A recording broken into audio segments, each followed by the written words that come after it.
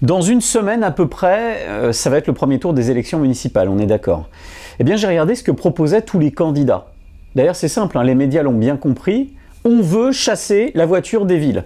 Fantastique. Moi, je dis là, c'est parfait.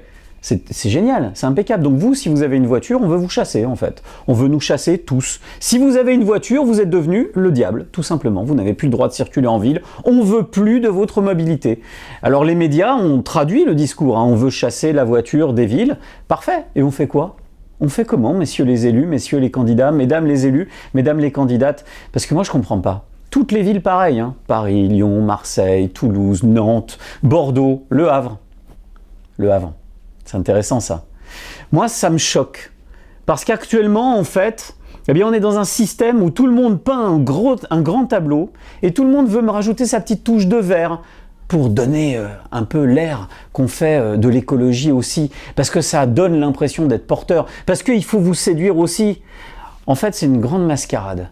J'ai regardé tous les programmes quasiment. Il n'y a pas un seul programme qui parle de mobilité, de fluidification des modalités de transport. Il n'y en a pas un qui vous dit moi j'ai conscience que celui qui a besoin d'une voiture, il faut le laisser rouler. Et puis pourquoi parler de besoin d'ailleurs ? On monte tous dans une voiture pour partir en vacances, non ? On monte tous dans notre voiture pour partir en week-end. Et puis quand on invite des gens à la maison, en principe le soir, ils viennent bien en voiture, non ? Alors pourquoi on veut la chasser des villes au fait ? Il y a un truc que je ne comprends pas. Alors on a l'impression qu'en fait on a l'intégralité des élus de France qui veulent taper sur l'auto en oubliant d'ailleurs que la plupart du temps ils ont un chauffeur, hein, et puis ils ont leur voiture d'ailleurs. Hein. Donc tout le monde veut taper dessus. On a des politiques qui ont décidé de nous matraquer, on a des médias qui ont envie de se donner l'air malin aussi et qui vous disent « Ah oui, il faut laver plus vert que vert ». À l'époque, c'était pas ça, c'était laver plus blanc que blanc. Maintenant, il faut laver plus vert que vert. Il faut donner l'impression qu'on est les plus écolos du monde. Ça fait bien. Et puis ensuite, il y a 70 millions de Français. On est tous dans une voiture. Les candidats, pour faire campagne, pour aller vous serrer la main, ils sont venus en voiture.